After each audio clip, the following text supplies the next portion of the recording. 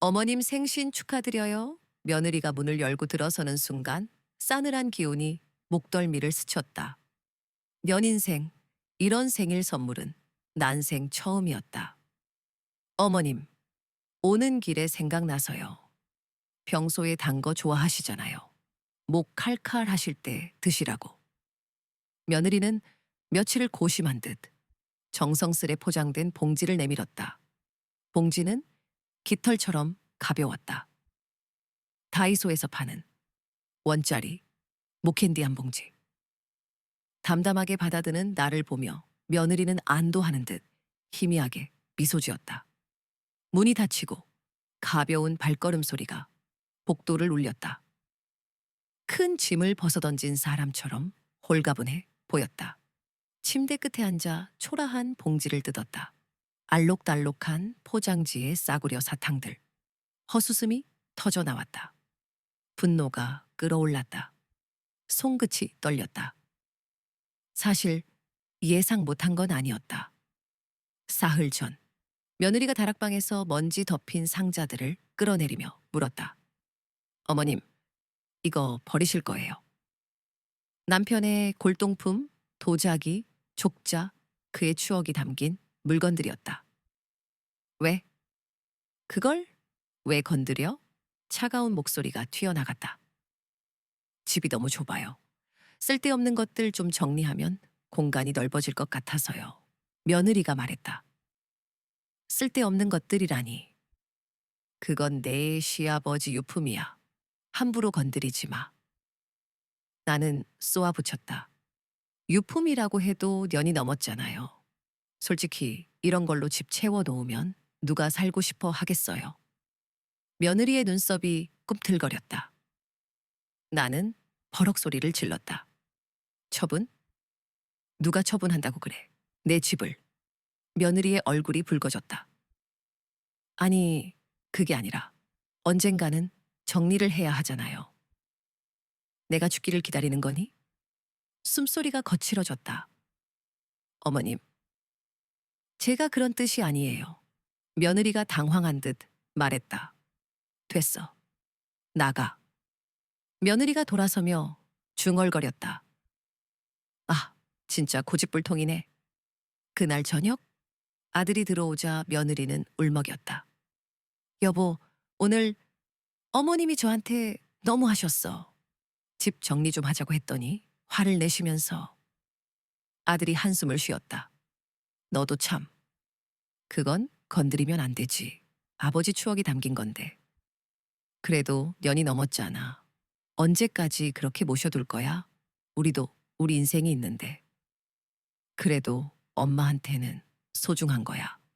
아들이 달래듯 말했다. 소중한 거? 그럼 나는? 나는 안 소중해?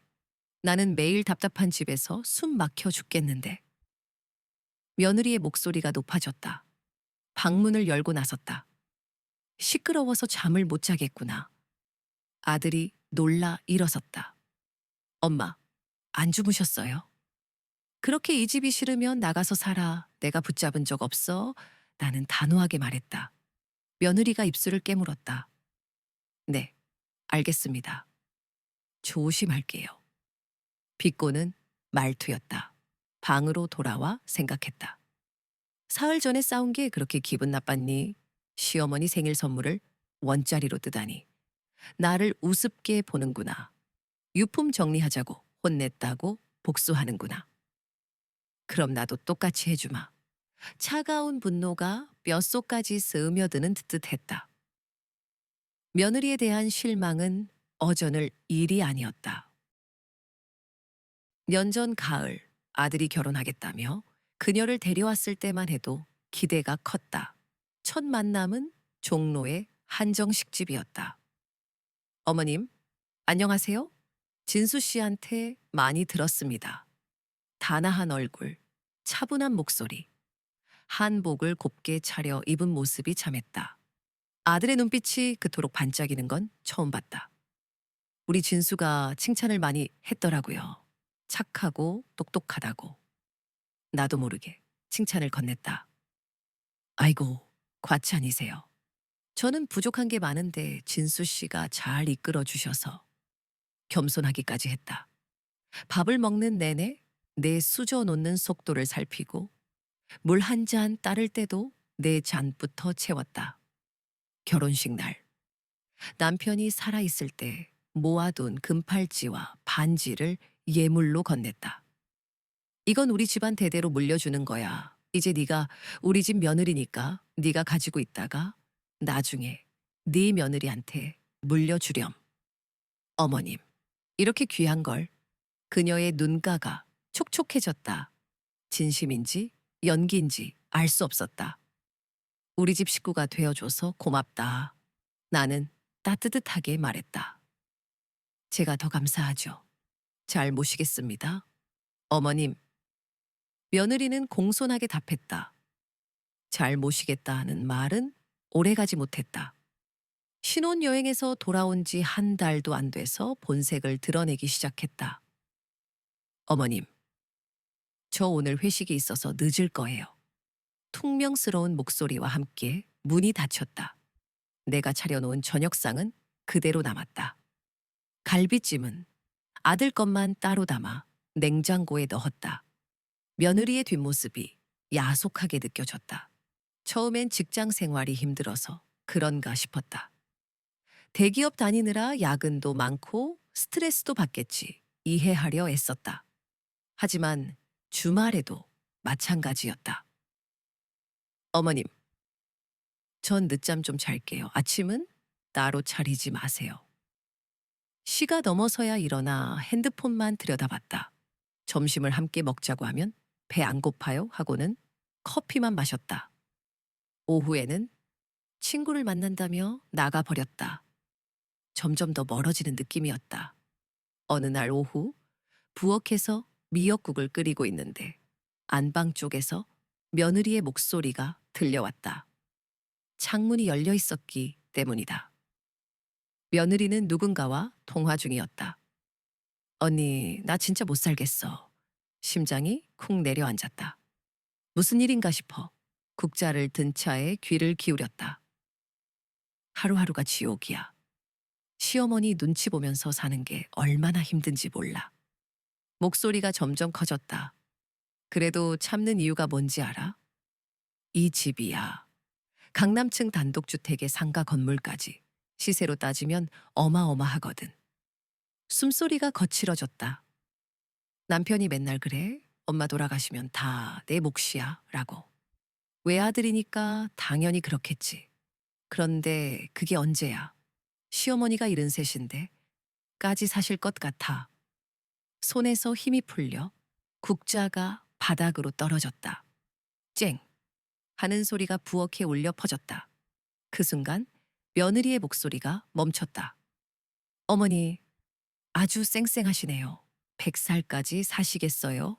며느리의 미소는 칼날이었다. 자연사든 치매든 이 집과 상가 월세가 내 손에. 짜릿한 상상. 전화가 끊기자 며느리가 부엌으로 왔다. 떨어진 국자를 줍는 내 손마디가 떨렸다. 어머, 국자가 왜? 도와드릴까요? 됐어. 며느리의 목소리는 송곳. 저녁은요? 약속 있어. 늘 같은 대답. 제발 좀 죽어. 속삭임이 심장을 찔렀다. 그날 밤 잠 못 들었다. 의심이 그림자처럼 따라붙었다. 아들에게 말할 수 없었다. 증거도 없고 아들이 받을 상처가 컸다. 10년을 참았다. 며칠 전 유품 정리 문제로 다퉜고 어제는 1,000원짜리 목캔디를 받았다. 이제 노골적인 무시. 다음 날 새벽 집을 나섰다. 며느리는 자고 아들은 출근했다. 향한 곳은 청담동 명품거리. 화려한 매장 문을 열었다. 어서 오십시오. 직원이 상냥하게 물었다. 선물 포장용 쇼핑백이랑 제일 큰 상자가 필요해요. 직원의 눈이 커졌다. 제품을 구매하셔야. 그럼 제일 싼 거라도 꼭 그 큰 상자에 넣어주세요. 가장 저렴한 스카프를 골랐다. 10만 원.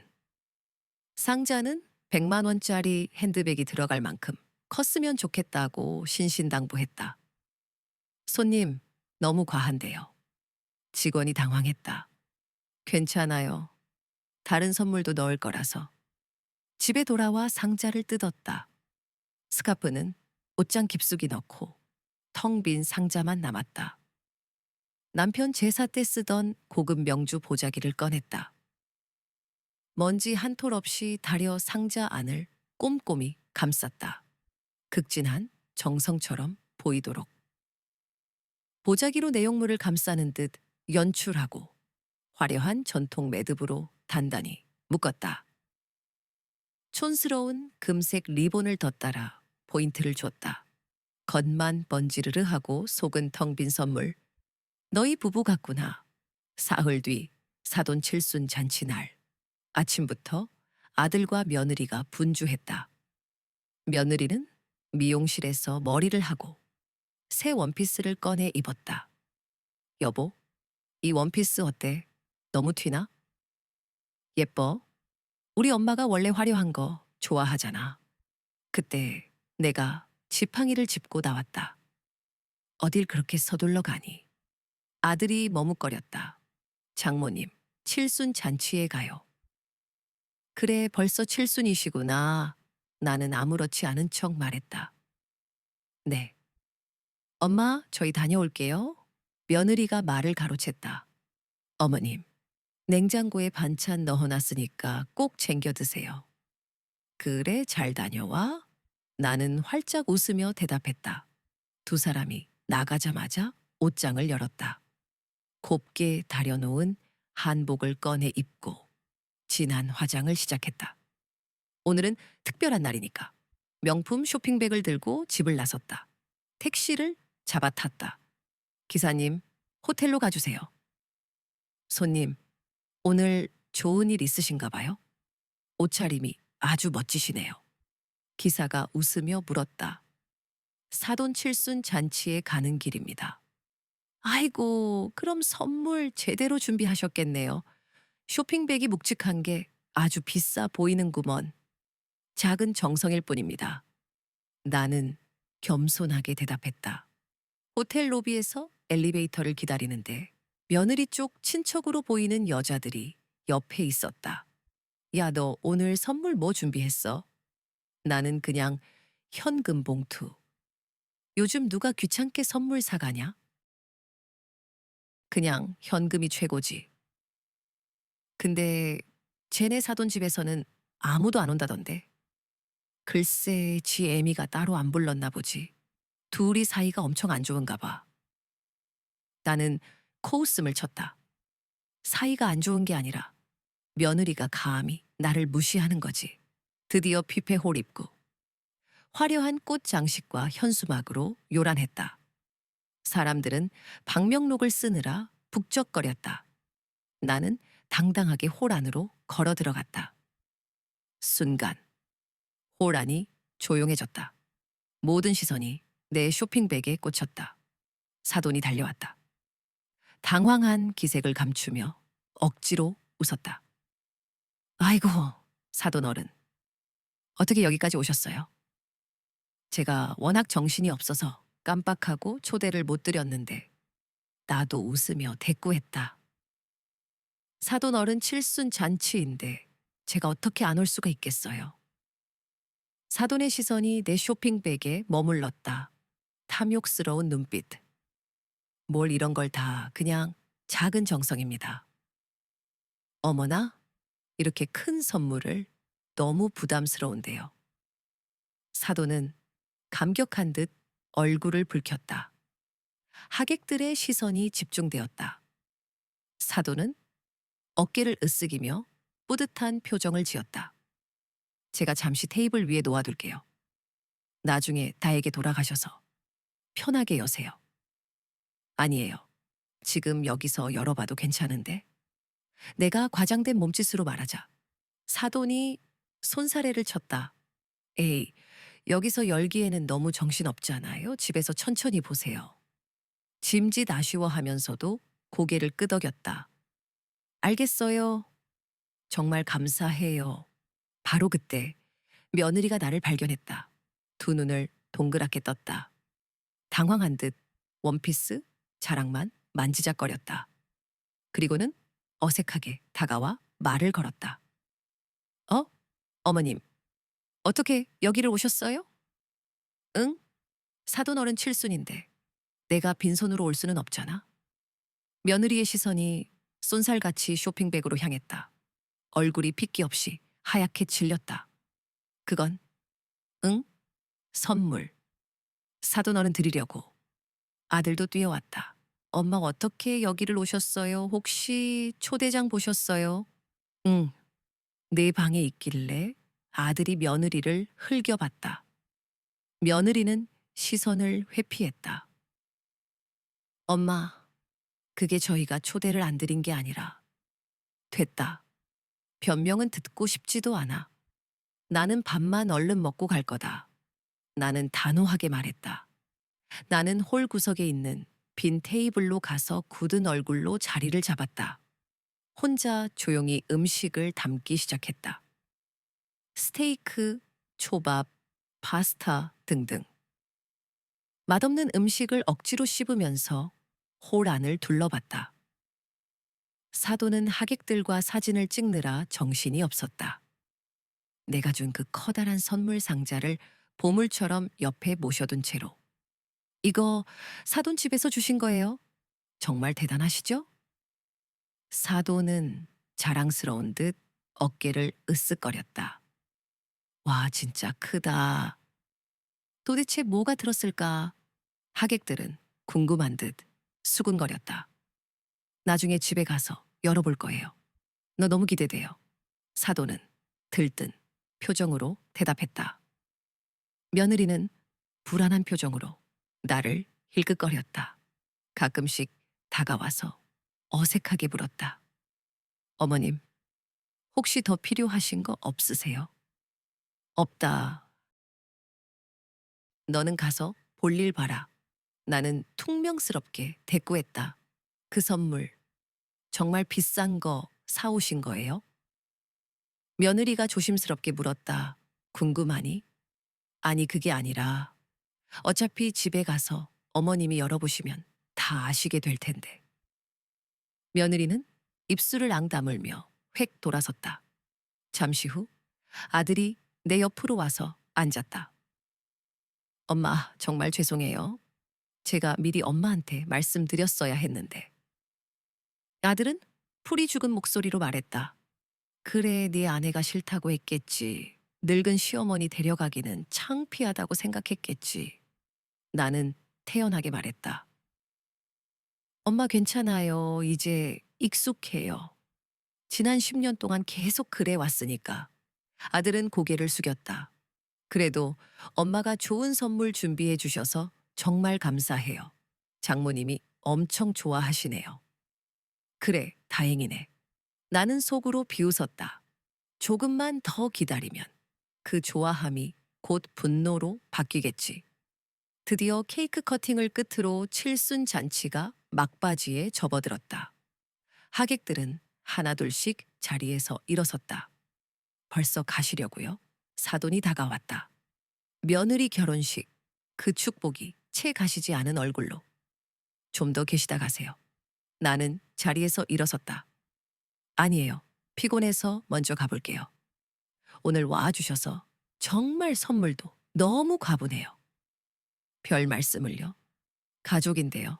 사돈의 얼굴이 굳었다. 초대도 안 한 가족이라니. 며느리가 따라 나왔다. 어머님, 제가 모셔다 드릴게요. 됐어. 택시 타고 갈 거야. 너희는 뒷정리해야지. 호텔을 나서며 뒤돌아봤다. 며느리의 불안한 눈빛. 아마 직감했겠지. 뭔가 잘못됐다는 걸. 저녁 10분. 사돈의 거실. 잔치가 끝난 후 사돈은 하이힐을 벗어던지며 깊은 한숨을 내쉬었다. 발가락이 빨갛게 부어 있었다. 바깥 사돈도 넥타이를 풀며 소파에 털썩 주저앉았다. 아이고 죽겠네. 하루 종일 서 있으니까 다리가 안 풀려. 그러게요. 나이 먹고 잔치하는 게 아니야. 거실 테이블 위에는 하객들이 놓고 간 선물 봉투가 수북이 쌓여 있었다. 그리고 그 옆 유독 눈에 띄는 명품 쇼핑백 하나. 사돈의 시선이 자연스럽게 그쪽으로 향했다. 근데 정말 의외였어요. 뭐가? 지혜 시어머니 말이에요. 전혀 안 올 줄 알았는데. 바깥 사돈이 리모컨을 찾으며 대답했다. 그러게. 지가 오늘 초대 안 했다면서. 안 했죠. 일부러 안 한 거예요. 왜? 무슨 일 있었어? 사돈이 쿠션을 끌어안았다. 지혜가 그러는데 시어머니가 너무 간섭이 심하대요. 매일 잔소리에 눈치 주기에 사는 게 지옥 같다고. 그래도 시어머니인데. 그래도가 뭐가 그래도예요. 젊은 애가 얼마나 힘들면 그런 말을 하겠어요. 그래서 오늘도 일부러 초대 안 한 거고. 그런데 왔네. 그러니까요. 어떻게 알았는지 사돈이 명품 쇼핑백을 끌어당겼다. 묵직한 무게가 느껴졌다. 그래도 이런 선물을 준비해 온 걸 보면 나름 신경 쓴 것 같아요. 뭐가 들었을까? 글쎄요. 근데 이 브랜드면 적어도 넘을 거예요. 아니, 이 크기면 바깥 사돈이 피식 웃었다. 당신도 참. 열어보지도 않고 벌써부터 계산기 두드려. 아니, 궁금하잖아요. 평소에 지혜 말 들어보면 시어머니가 엄청 짠돌이래요. 그런 사람이 이런 큰 선물을. 어쩌면 미안해서 그런 걸 수도 있지. 며느리한테 잘 못해준 게 미안해서. 사돈이 코웃음을 쳤다. 에이, 그런 사람이 아니래요. 지혜가 얼마나 힘들어하는지 몰라요. 매일 전화해서 하소연하는데. 됐어. 열어놔봐. 뭔지 궁금하잖아. 사돈이 조심스럽게 쇼핑백에서 상자를 꺼냈다. 명품 브랜드의 시그니처 컬러, 금빛 로고가 반짝였다. 리본도 고급스러웠다. 와, 진짜 뭘까? 핸드백 아니면 스카프, 리본을 풀기 시작했다. 마치 보물 상자를 여는 것처럼 조심스럽게. 매듭이 풀리자 리본이 스르륵 떨어졌다. 상자 뚜껑을 열었다. 안에는 고급스러운 보자기가 깔려 있었다. 명주 보자기. 빛깔도 곱고 정성스럽게 접혀 있었다. 어머, 이거 봐. 진짜 정성이네. 사돈이 보자기를 들어 올렸다. 그 순간 툭. 뭔가가 떨어졌다. 투명한 비닐봉지 하나. 사돈의 손이 멈췄다. 비닐봉지를 집어들었다. 형형색색의 사탕이 들어있었다. 다이소 로고가 선명했고 가격표도 그대로 붙어 있었다. 원. 이게 뭐야? 바깥 사돈이 소리를 줄였다. 왜 뭐 들었어? 사돈이 봉지를 들어 보였다. 손이 떨렸다. 사탕이라고. 원짜리. 바깥 사돈이 소파에서 일어나 다가왔다. 봉지를 받아들고 이리저리 살펴봤다. 이게 다야? 그런가 봐. 아니, 이 비싼 상자에 원짜리 사탕을 넣었다고? 사돈의 얼굴이 붉어지기 시작했다. 목에서부터 열이 올라오는 게 느껴졌다. 이 여자가 사람을 뭘로 보고. 여보, 진정해. 뭔가 착오가 있었을 거야. 착오? 이게 착오로 보여? 사돈이 빈 상자를 뒤집어 흔들었다. 더 이상 아무것도 나오지 않았다. 명품 상자에 보자기까지 깔아놓고 원짜리 사탕 하나 넣어놨어. 이게 착오야? 나를 뭘로 본 거야? 거지야. 동네 놀림감이야. 오늘 하객들 앞에서 얼마나 자랑했는지 알아? 사돈 어른이 큰 선물 주셨다고, 역시 강남 사는 분은 다르다고 다들 부러워했다고. 그분도 참 웃기는 여자네. 웃겨? 이게 웃겨? 아니, 생각해봐. 명품 상자에 보자기까지 깔아놓고 원짜리 사탕 넣어놨다고. 이건 뭐 코미디도 아니고. 사돈이 분노로 떨었다. 당신은 화가 안 나? 나를 완전히 무시한 거잖아. 화나지?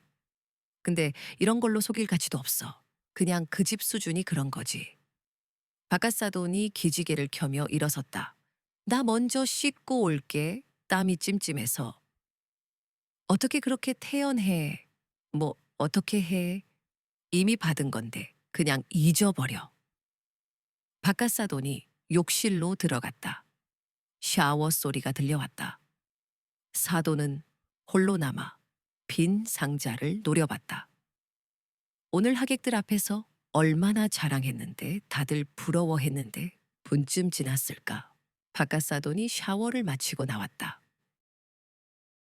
편한 옷으로 갈아입고 머리를 수건으로 털면서 아, 시원하다. 오늘 하루 종일 양복 입고 있으니까 죽는 줄 알았네.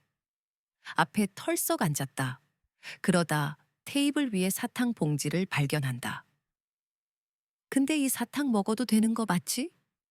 사돈이 부엌에서 물을 마시며 대답했다. 먹긴 뭘 먹어요? 기분 나쁜데. 아니, 그래도 사탕은 사탕기잖아. 버리기는 아깝고 봉지를 열어 하나를 깠다. 딸기 맛이었다. 어, 달콤하네. 요즘 목이 좀 칼칼했는데 딱이야. 사탕 까먹는 소리가 났다. 그리고 또 하나. 당신도 참. 그걸 어떻게 먹어요? 왜 맛있는데? 오랜만에 먹으니까 옛날 생각나고 좋네. 레몬 맛, 포도 맛을 연달아 까먹었다. 4개, 5개. 원짜리 치고는 맛이 괜찮네. 다이소도 요즘은 퀄리티가 좋아졌어.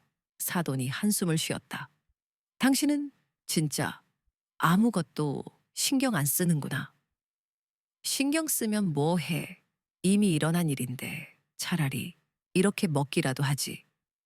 6개째 사탕을 까먹으며 애에 집중했다. 그런데 분쯤 지났을까? 바깥 사돈이 눈을 비볐다. 화면이 왜 이렇게 흔들리지? 뭐가요? 화면이 막 물결치는 것 같은데. 바깥 사돈이 리모컨을 들여다 놓쳤다. 손에 힘이 들어가지 않았다. 이상하네. 일어서려다 다시 주저앉았다. 다리에 힘이 안 들어가. 사돈이 놀라. 왜 그래요? 어디 아파요? 바깥 사돈이 가슴을 움켜잡았다. 가슴이 답답해. 숨이. 그리고는 소파에서 미끄러지듯 쓰러졌다. 여보, 여보, 정신 차려요. 사돈이 남편을 흔들었지만 반응이 없었다. 입술이 서서히 파랗게 변하기 시작했다. 떨리는 손으로 핸드폰을 집어들었다. 우리 남편이 쓰러졌어요. 숨을 제대로 못 쉬고 있어요. 주소를 말씀해 주세요. 즉시 출동하겠습니다. 주소를 대는 사이 바깥사돈의 호흡은 점점 더 가빠졌다. 숨소리가 차가웠다. 구급차의 날카로운 사이렌 소리가 밤을 찢었다. 차도는 흔들리는 구급차 안에서 남편의 손을 꽉 잡았다. 산소 마스크 너머로 보이는 남편의 얼굴은 핏기 없이 창백했고 가슴은 불안정하게 오르내렸다. 혈압에입니다. 계속 떨어져요. 맥박도 불규칙해요. 빨리 가주세요. 구급대원들의 손길이 분주해졌다. 한 명은 혈압을 재확인했고 다른 한 명은 무전으로 상황을 알렸다. 대남성 환자 이송 중 의식 저하, 혈압 급강하, 호흡 곤란 증세. 사돈이 다급하게 물었다. 우리 남편 괜찮을까요?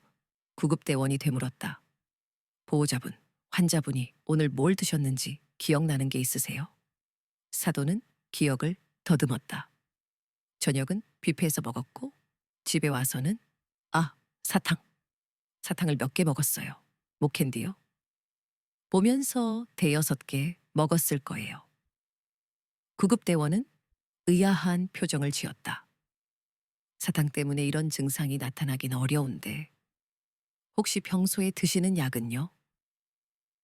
혈압약이랑 당뇨약을 먹고 있어요. 알겠습니다. 병원에 도착하면 의사 선생님께 말씀드릴게요. 응급실 입구 의료진이 일제히 뛰어나왔다. 들것이 쏜살같이 안으로 사라졌다. 대남성 의식 저하, 혈압 급강하, 즉시 범베드로, 심전도 모니터링 시작. 의사의 목소리가 날카롭게 울렸다. 정맥 라인 확보, 생리식 염수 빨리. 분후 며느리와 아들이 응급실로 뛰어들어왔다. 호텔에서 돌아오던 길이었다. 엄마! 며느리가 사돈에게 달려갔다. 아빠, 어떻게 되셨어요? 왜 갑자기? 모르겠어. 집에서 보다가 갑자기 쓰러지셨어. 아들이 물었다. 뭐 잘못 드신 건 없으세요? 없어. 저녁은 우리 다 같이 뷔페에서 먹었잖아. 그때 의사가 차트를 들고 나왔다. 그의 얼굴은 굳어 있었다. 보호자분이세요? 네, 제가 아내입니다. 환자분 상태가 좀 이상합니다. 혈액 검사 결과 전해질 불균형이 심각한데 특히 칼륨 수치가 위험할 정도로 낮습니다. 칼륨이요? 네, 이 정도면 심장 마비로 이어질 수 있는 수준입니다. 혹시 인삼을 드신 적 있으세요? 사도는 고개를 저었다. 아니요, 인삼은 안 먹어요. 그럼 뭔가 다른 원인이 있을 텐데 집에서 드신 게 정말 아무것도 없으세요? 사탕 몇 개 먹었다고 했는데 의사가 고개를 갸웃거렸다. 사탕으로 이런 증상이 나타날 리는 없고요. 혹시 그 사탕이 특별한 건가요? 건강기능식품이라든지. 아니요, 그냥 원짜리 목캔디예요. 며느리의 얼굴이 하얗게 질렸다. 다리가 떨려 벽을 붙잡았다. 아들이 아내를 붙잡았다. 엄마, 지금 뭐라고 했어? 사탕이라고. 그래, 사탕. 그냥 슈퍼에서 파는 흔한 사탕. 그거 설마 어머님이 주신 거야? 며느리의 입술이 파르르 떨렸다. 그 사탕. 모두의 시선이 며느리에게 쏠렸다. 의사가 다급하게 물었다. 사탕에 대해 아시는 게 있으세요? 아니, 그걸 왜 아빠가 먹어? 며느리가 눈물을 글썽겼다. 제가 빨리 말씀하세요. 환자분 생명이 달렸습니다. 며느리가 흐느꼈다. 제가 그 사탕에 약을 묻혔어요. 순간 응급실 안은 정적에 휩싸였다. 사도는 믿을 수 없다는 듯 딸을 바라봤다. 뭐라고? 제가 약을 묻혔다고. 인삼을 갈아서 조금 묻혔어요. 의사가 즉시 안으로 뛰어들어갔다. 인삼 과다 복용, 저칼륨 혈증, 칼륨 보충제 준비. 지금 당장. 다급한 외침이 쏟아졌다. 사돈이 며느리의 어깨를 붙잡고 흔들었다. 왜? 왜 그랬어? 아들이 두 사람을 떼어 놓으며 소리쳤다. 대체 무슨 일이야? 왜 장인어른 드실 사탕에 약을 타? 며느리가 울먹이며 말했다. 그 사탕은 원래 시어머니 드시라고 준비한 거였어요. 사도는 경악했다. 그래서 내가 시어머니 죽이려고 약을 탔다는 거야? 죽이려던 게 아니에요. 그냥 좀 아프시게만, 좀 아프게. 우리 남편이 지금 죽을 것 같은데 아들이 며느리를 끌고 갔다. 정확히 설명해. 처음부터 끝까지.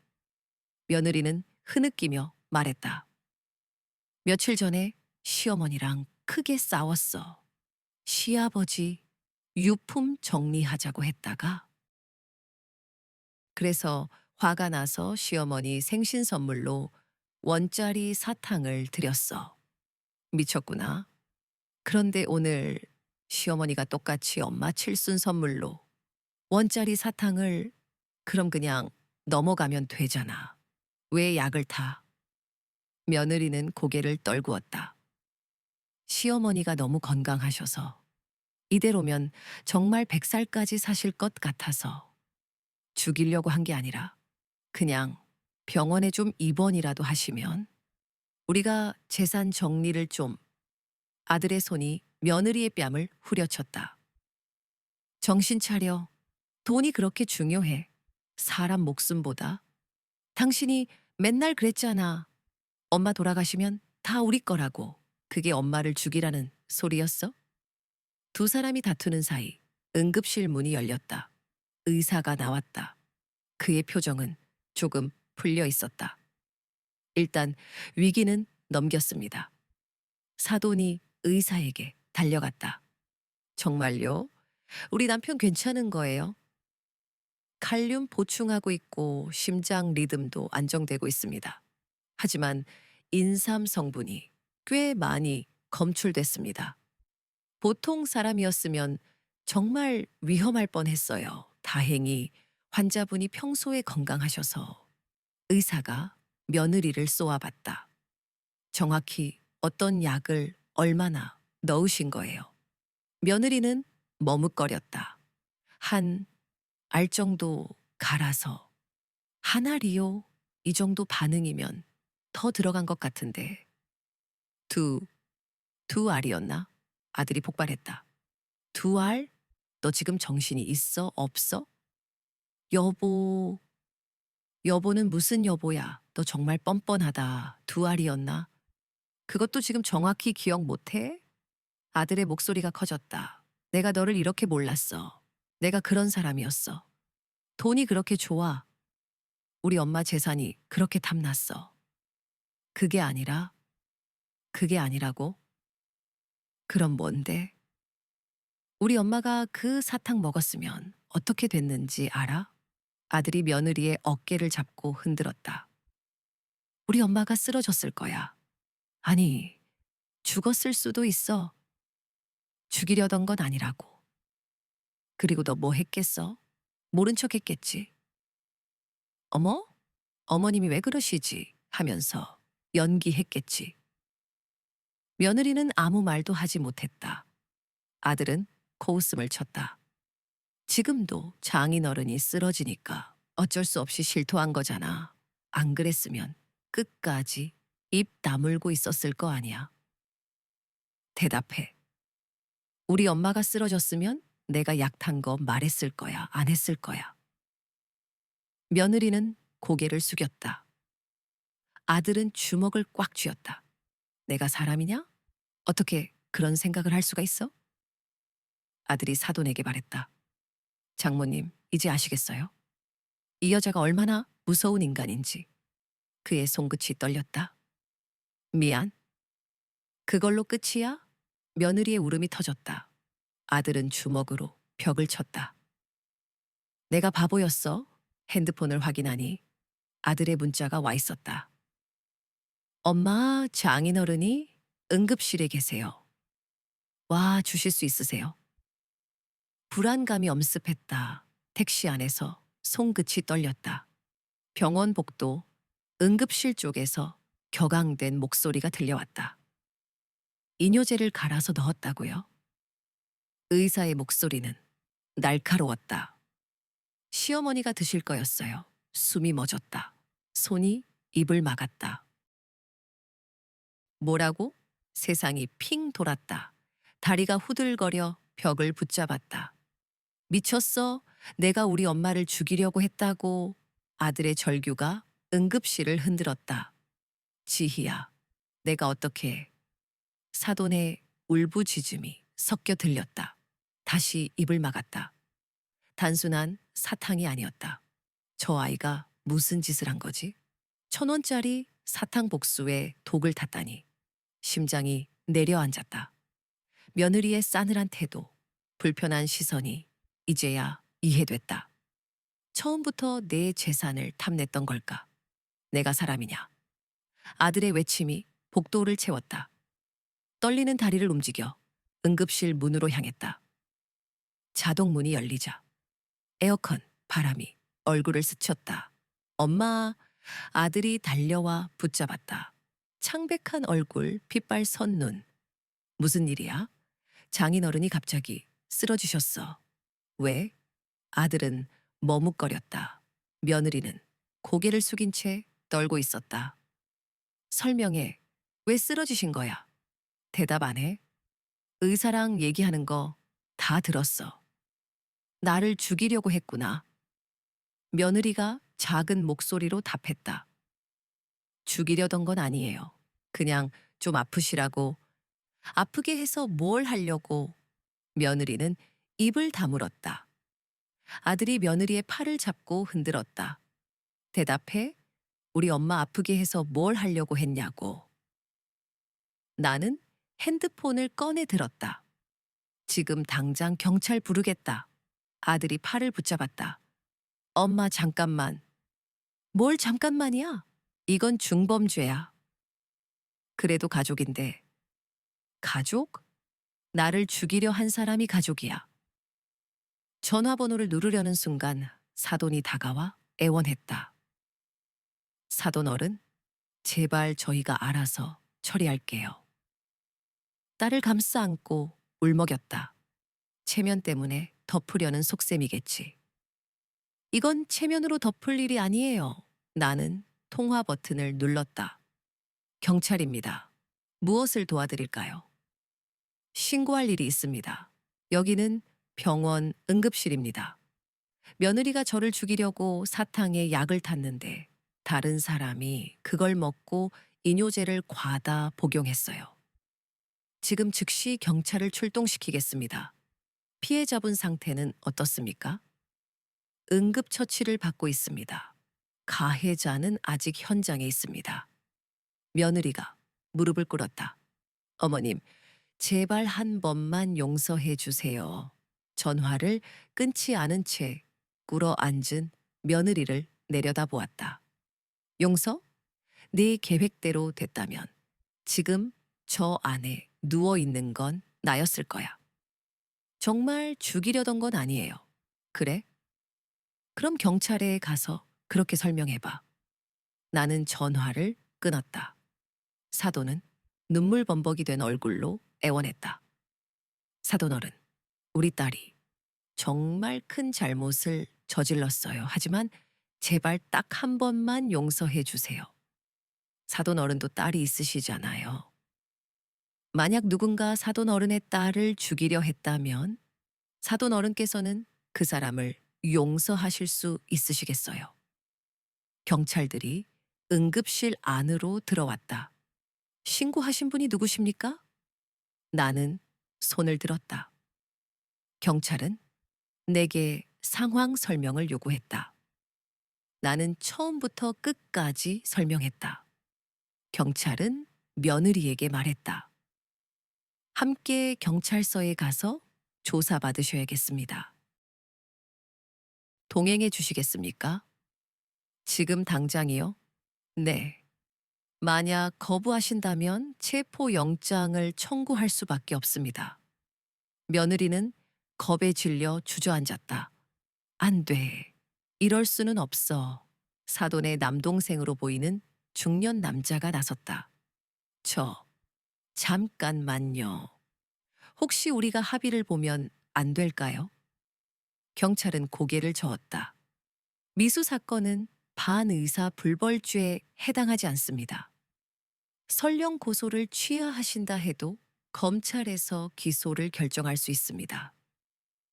의사가 다시 응급실 밖으로 나왔다. 환자분께서 잠시 의식을 되찾으셨습니다. 하지만 앞으로도 계속해서 경과를 지켜봐야 합니다. 자칫하면 심장마비로 이어질 수도 있었던 위급한 상황이었습니다. 경찰이 의사에게 질문했다. 의사 선생님, 이 정도면 상당히 심각한 상황이라고 봐야 하는 건가요? 의학적인 관점에서 볼 때 이뇨제를 과다 복용하는 것은 매우 치명적일 수 있습니다. 특히 노인분들에게는 더욱 위험합니다. 경찰은 다시 며느리에게 다가가 말했다. 일어나세요. 경찰서에 가셔서 조사를 받으셔야 합니다. 며느리는 울부짖었다. 싫어요. 저는 절대 안 갈 거예요. 그렇다면 강제로 연행할 수밖에 없습니다.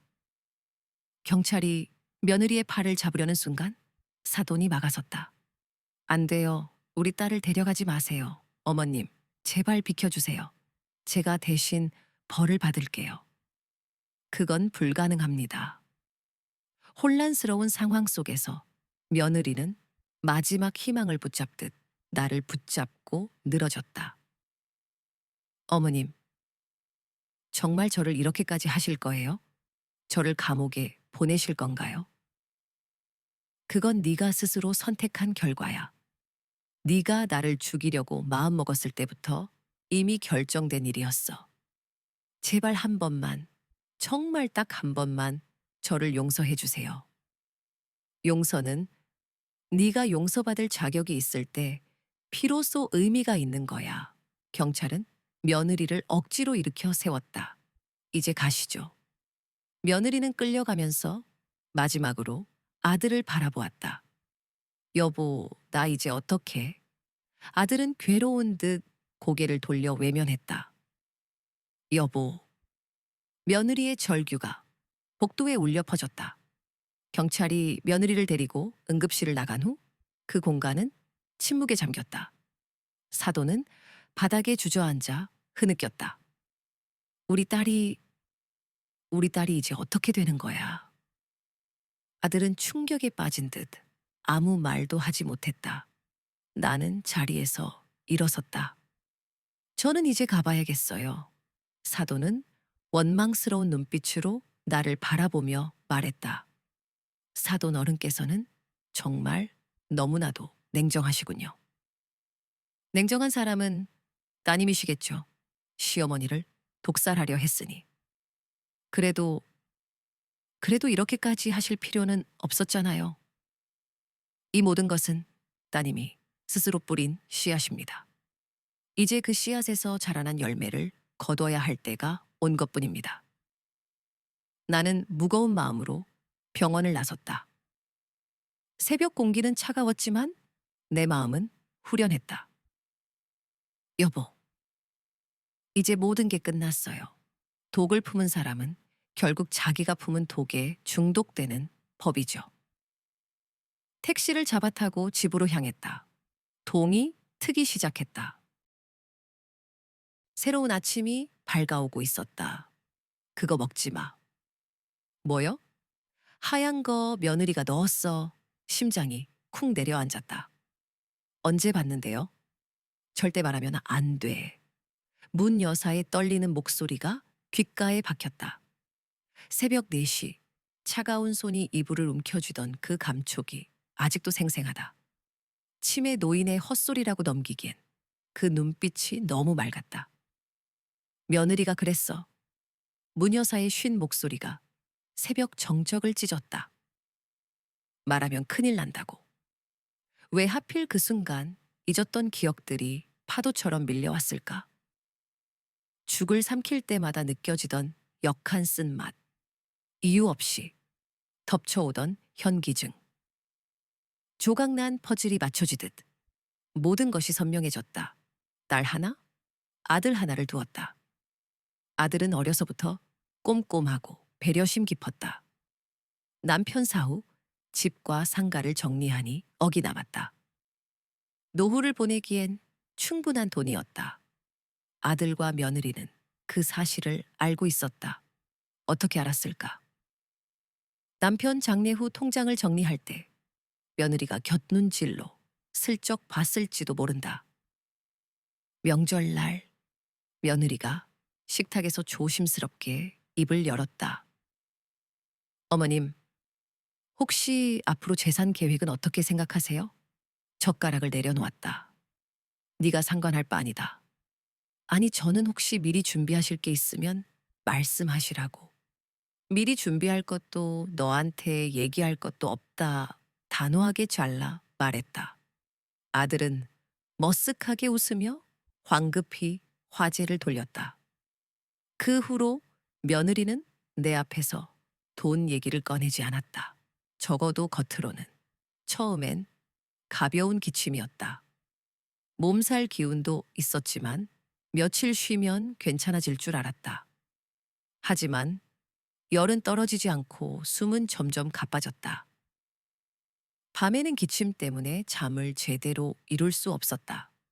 동네 의원은 폐렴 소견이 있다며 큰 병원에 가보라고 권했다. 그냥 약만 주세요. 큰 병원까지 갈 일은 아닌 것 같아요. 고개를 저었다. 하지만 밤이 되자 고열과 호흡 곤란이 심해져 아들에게 연락했다. 엄마, 이러다 큰일 나요. 얼른 입원하세요. 아들의 목소리가 다급했다. 아들이 근무하는 병원 응급실로 향했다. 당직 중이던 아들은 굳은 표정으로 달려왔다. 엄마, 왜 이렇게 됐어요? 조금만 더 늦었으면 정말 위험했어요. 검사 결과 경증 폐렴이 맞았다. 며칠만 산소 치료 받으시면 괜찮아질 거예요. 아들은 안심시켰다. 그때까지만 해도 금방 퇴원할 줄 알았다. 아들은 병원 응급의학과 과장이었다. 늘 바빠 병실에 자주 들르지 못했다. 대신 며느리가 병간호를 도맡았다. 어머님, 걱정 마세요. 제가 매일 챙길게요. 며느리의 눈빛은 따뜻했다. 처음엔 고마웠다. 하지만 언제부터였을까? 어딘가 모르게 이상하게 느껴지기 시작한 것이. 어느 날 며느리가 병실에 찾아와 조심스럽게 말을 꺼냈다. 어머님, 혹시 병원 개원 얘기 다시 생각해 보시면 안 될까요? 나는 침묵했다. 다 저희를 위한 거예요.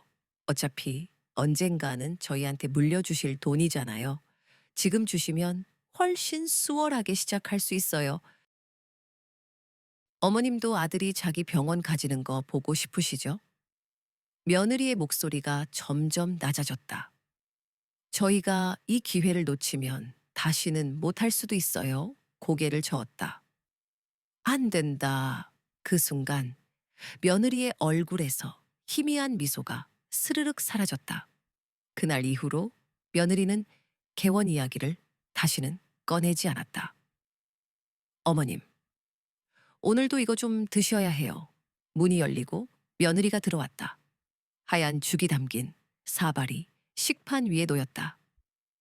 숟가락을 내려다보며 깊게 숨을 골랐다. 며칠 전부터 이 죽을 먹고 나면 머리가 어지럽고 속이 메스꺼렸다. 며느리는 늘 웃었다. 어머님 드시고 힘내셔야죠. 그래야 얼른 퇴원하시지 않겠어요. 그 웃음이 어딘가 낯설게 느껴졌다. 재산을 주지 않겠다고 했는데도 오히려 더 살갑게 구는 모습이 이상했다. 보통 사람이라면 서운해하거나 기분이 상해 있을 법한데 며느리는 아무렇지 않은 듯 행동했다. 웃는 얼굴 뒤에 다른 속셈이 숨어 있는 것 같았다. 재산을 포기했는데도 헌신적으로 간병하는 며느리라니. 칭찬받을 일인데 왜 점점 더 불안해지는 걸까? 옆 침대 문 여사는 치매 환자였다. 밤에는 딸 이름을 불렀고 낮에는 헛것을 본다며 울었다. 그런데 어제 새벽 문 여사가 갑자기 내 팔을 붙잡았다. 언니, 새벽 시. 문 여사가 이불 끝을 잡고 있었다. 문 여사님, 왜 또 안 주무세요? 저 피곤해요. 내일 얘기해요. 언제 봤는데요? 문 여사가 멍하니 허공을 응시했다. 아까 언니가 화장실 간 사이, 아니, 어제였나. 문 여사는 치매 판정을 받은 사람이었다. 하지만 이상하게 이번에는 눈빛이 너무나 또렷했다. 며느리가 그랬어. 절대 말하면 안 된다고. 왜 하필 그 순간 잊고 지냈던 기억들이 줄줄이 떠올랐을까? 죽을 먹을 때마다 느껴지던 쓴맛. 먹고 나면 찾아오던 어지럼증. 나 헛소리 아니야. 문 여사의 목소리에 모든 것이 또렷해지는 듯했다. 마치 조각난 퍼즐이 맞춰지는 것 같았다. 문 여사는 다시 멍한 미소를 지었다. 일단 그녀를 침대에 눕히고 이불을 덮어주었다. 내일 다시 얘기해요, 여사님. 침대에 누웠을 때 설마 하는 생각이 스쳤다. 요즘처럼 병수발해주는 며느리가 어디 있나 싶다가도 몸은 점점 더 나빠지고 있었다. 그렇게 밤잠을 설친 후 아침이 밝았다. 아들이 하얀 가운을 걸친 채 병실로 들어왔다. 엄마, 괜찮으세요? 요즘 기운이 많이 없다고 하던데. 아들의 숨결이 차가웠다. 어머니, 죽은 꼭 챙겨 드셔야 합니다. 며느리가 걱정스러운 표정으로 말했다. 그래야 기운을 차리시죠. 그녀의 손길은 부드러웠지만 나는 알 수 없는 불안감에 휩싸였다. 며칠 후 며느리가 건넨 죽을 한 입 먹자 혀끝에 쌓은 느낌이 감돌았다. 역겨운 쓴맛이 입안 가득 퍼져나갔다. 갑자기 온몸에 소름이 돋았다. 혹시 설마 그날 밤 나는 잠든 척 눈을 감고 며느리의 동태를 살폈다. 며느리는 조용히 병실을 나갔다가 한참 후에 다시 돌아왔다. 손에는 작은 병이 들려 있었다. 며느리는 익숙한 듯 죽에 무언가를 섞기 시작했다. 나는 숨소리조차 제대로 쉴 수 없었다. 다음 날 아침, 아들이 평소와 다름없이 회진을 왔다. 엄마, 오늘은 좀 어떠세요? 밥은 잘 드셨어요? 아들의 눈빛은 걱정으로 가득 차 있었다. 나는 차마 진실을 말할 수 없었다. 괜찮다는 말만 겨우 내뱉었다. 그때 옆 침대의 무녀사가 갑자기 소리를 질렀다. 저 며느리 나쁜 짓을 하고 있어. 모두의 시선이 무녀세계로 향했다. 며느리의 얼굴이 하얗게 질렸다. 아들은 당황한 표정으로 무녀세게 다가갔다. 할머니, 무슨 말씀이세요? 정신 차리세요. 무녀사는 아랑곳하지 않고 계속 소리쳤다. 저 며느리가 죽에 이상한 걸 넣었어. 내가 봤어. 나는 심장이 멎는 듯 했다. 이제 모든 것이 밝혀지는 순간이었다. 아들은 며느리를 밖으로 불러냈다. 잠시 후 아들의 고함 소리가 병실 안까지 들려왔다. 정말이야? 정말 네가 그런 짓을 한 거야? 며느리는 아무 말도 하지 못했다. 나는 침대에서 일어나 아들에게 다가갔다. 아들아, 이제 모든 것을 알았다. 네 며느리가 나에게 독을 먹이고 있었어. 아들의 눈에서 눈물이 뚝뚝 떨어졌다. 그는 며느리를 붙잡고 오열했다. 며느리는 결국 모든 것을 자백했다. 그녀는 돈 때문에 아들의 병원 개원을 위해 나를 죽이려 했다고 말했다. 나는 충격과 배신감에 말을 잇지 못했다. 사건은 경찰에 넘겨졌다. 며느리는 구속되었고 아들은 큰 충격에 빠졌다. 나는 병원에서 퇴원하여 집으로 돌아왔지만 예전과는 다른 삶을 살게 되었다. 절대 말하면 안 돼. 무녀사의 마지막 말이 귓가에 맴돌았다. 그 말은 진실을 감추라는 의미가 아니었다. 어쩌면 진실을 마주할 용기를 가지라는 뜻이었을지도 모른다. 나는 이제 진실을 마주하고 새로운 삶을 시작해야 한다. 엄마, 어지럼증은 좀 어떠세요? 아들이 진료 차트를 들여다보며 물었다. 그의 손끝이 떨렸다. 식사는 얼마나 하셨어요? 나는 묵묵히 고개만 끄덕였다. 아들은 작은 메모장에 무언가를 빠르게 적었다. 민지가 매일 밥이며 약이며 챙긴다고 정말 신경 많이 쓰더라. 힘들 텐데 고맙다고 하면 당연한 일이라고 웃고 침대 위에서 나는 손을 꼭 모았다. 가끔 차가워 보여도 속정 깊은 사람이라니까. 그 말에 가슴 안쪽이 얼음처럼 서늘해졌다. 이 모든 걸 아들에게 털어놓을까? 문 여사가 새벽에 운걸거렸던 말을 매일같이 간호하는 며느리의 흉을 그대로 전할까? 하지만 치매 환자의 말을, 그것도 며느리에 대한 의심을 쉽게 입 밖에 낼 수 없었다. 아들이 내 얼굴을 뚫어지게 살폈다. 엄마, 어디 아프세요? 표정이 안 좋은데 무슨 걱정 있어요? 나는 고개를 숙였다. 아들이 내 손을 조용히 덥석 잡았다. 따뜻했다. 무슨 일 있어요? 말씀 좀 해보세요. 입술이 굳은 듯 떨어지지 않았다. 아들의 손을 붙잡은 채 힘없이 물었다. 근데 나 어떠니? 괜찮아지고는 있니? 아들은 잠시 머뭇거리더니 표정이 살짝 굳어졌다. 사실 수치가 조금 나빠졌어요. 심장이 쿵 귓가에 울렸다. 아들은 곧 부드러운 목소리로 말을 이었다. 그래도 지금처럼 식사 잘 하시고 가벼운 산책도 조금씩 하시면 괜찮아질 거예요. 너무 걱정하지 마세요. 그 말은 의사의 냉정한 진단이 아닌 아들의 따뜻한 위로처럼 들렸다. 아들은 내 손을 한 번 더 잡고 조용히 일어섰다. 아들은 복도를 지나 사무실로 돌아갔다. 책상 위에 차트를 거칠게 내려놓고 깊게 숨을 내쉬었다. 옆에 있던 간호사에게 낮은 목소리로 그러나 날카롭게 물었다. 어머니 식사랑 약 정말 제대로 드리고 있는 거 맞죠? 네, 선생님. 보호자분이 직접 다 챙기시더라고요. 식사도 매번 확인했고요. 아들은 차트를 넘기며 중얼거렸다. 하, 이상하네. 왜 더 악화되고 있지? 식사는 잘 드신다고 하셨는데요. 그래, 근데 이상해. 그는 작은 목소리로 되뇌었다. 혈액 검사 수치도 그렇고 자꾸 조금씩 나빠지는데 이유가 안 보여. 폐렴만으로 이렇게 오래 끌 리 없는데. 혹시 다른 원인이 있는 건 아닐까요? 아들은 미간을 좁혔다. 내가 괜한 의심을 하는 건지 모르겠다. 가족이니까 더 제대로 못 보는 건지도. 그는 깊은 숨을 내쉬었다.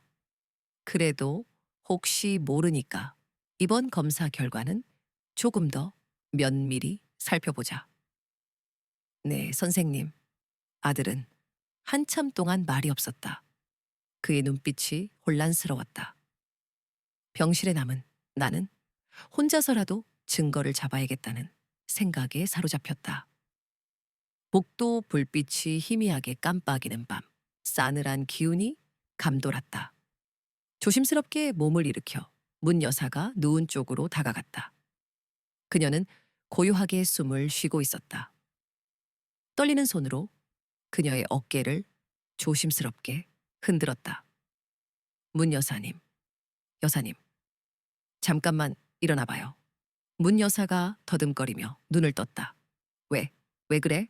뭐야? 나는 목소리를 최대한 낮췄다. 어제 그 얘기 있잖아요. 여사님이 말했던 거, 며느리가 죽에 넣었다 하는 그 가루. 문 여사는 눈을 크게 떴다. 하얀 가루. 여사님이 봤다 그랬잖아요. 그거 무슨 약봉지인지 제대로 봤어요? 어디서 꺼낸 건지 기억나요? 문 여사는 멍하니 나를 쳐다보다가 고개를 갸우뚱했다. 무슨 말을 하는 거야? 누가 뭘 했다고? 나는 모르지. 왜 나한테 물어봐? 당신 누구야? 나는 다급하게 말했다. 저 정말 급해요. 문 여사님, 제발 잘 생각해 보세요. 어젯밤. 네, 어젯밤이에요. 여사님이 분명히 그랬잖아요. 며느리가 하얀 가루를 죽에 넣었다고. 아니, 모르겠어. 나는 잘 모르겠어. 문 여사가 고개를 느릿하게 저었다. 언니 왜 그렇게 무서운 얼굴을 하고 있어? 허탈한 숨이 새어나왔다. 아니에요. 됐어요. 빨리 주무세요. 내가 착각하는 걸까? 병원에 오래 있어서 헛된 생각만 드는 걸까? 죄책감과 두려움, 그리고 며느리에 대한 짙은 의심이 머릿속에서 꼬리를 물었다. 누구에게도 털어놓을 수 없고 혼자 끌어안고 있기엔 숨이 막혔다. 이런 이야기를 흘려 듣지 않고 진심으로 들어줄 사람. 문득 결혼해서 멀리 떨어져 사는 딸이 떠올랐다. 그래도 끝까지 들어줄 사람은 딸뿐이라는 생각이 들었다. 머뭇거리다가 차가운 휴대폰을 집어들었다. 수신음이 몇 번 울리고 딸의 걱정스러운 목소리가 들려왔다. 엄마, 이 시간에 무슨 일이에요? 나는 한참 동안 말을 잇지 못했다. 아니야. 그냥 좀 무슨 일인데요? 목소리가 왜 그래요? 엄마가 좀 고민이 있다. 근데 이걸 누구한테도 말할 수가 없어서. 엄마 걱정되게 왜 그래요? 나는 숨을 고르며 겨우 말을 꺼냈다. 그냥 내가 오면 그때 얘기할게. 딸은 작은 한숨을 내쉬었다. 알았어요. 어차피 이번 달에 병문안 가기로 했으니까 이번 주말에 갈게요. 기다리던 주말이 되자 딸이 병실 문을 열고 들어왔다. 뒤이어 며느리가 가볍게, 그러나 어색하게 인사했다. 어머님, 이번 주말은 저도 좀 쉴게요. 덕분에 한숨 돌리네요, 형님. 저 대신 어머니 간호하시느라 너무 감사해요. 딸이 고개를 숙여 인사하자 며느리는 가볍게 웃고 병실을 나섰다. 문이 닫히자 무거운 정적이 흘렀다. 딸은 이불을 다듬으며 내 얼굴을 유심히 바라봤다. 엄마, 왜 이렇게 야위었어? 나는 애써 웃어 보이려 했지만 목소리가 심하게 떨렸다. 아냐, 그냥 입맛이 없어서 그런 거야. 거짓말. 볼살이 다 빠졌잖아. 손도 왜 이렇게 차가워? 딸이 내 손을 따뜻하게 꼭 잡았다. 그 순간 억눌렀던 울컥함이 터져 나왔다. 엄마, 무슨 일 있었어요? 아픈 것 말고 뭔가 숨기는 게 있는 거죠? 나는 차마 대답할 수 없었다. 딸의 따뜻한 손을 잡은 채 한참을 망설였다. 숨 쉬는 것조차 힘겨웠다. 나는 결심한 듯 입을 열었다. 거친 숨소리가 새어나왔다. 딸의 눈이 커졌다. 사실은 문 여사 말이야. 같은 방 쓰는 할머니. 응. 딸이 짧게 대답했다. 그 할머니가 며칠 전에 그러는데 며느리가 밥에 하얀 가루를 넣는다고 하더라. 딸의 얼굴이 굳어졌다. 나는 시선을 떨구었다. 나도 처음엔 헛소리인 줄 알았어. 치매 때문에 엉뚱한 말을 자주 하시잖아. 그런데 그 말을 듣고 나서부터 속이 계속 쓰리고 머리가 멍해. 내가 병원에 너무 오래 있어서 별 의심을 다 하는 건가 싶기도 하고. 침묵이 무겁게 내려앉았다. 어떻게 해야 할지 모르겠어.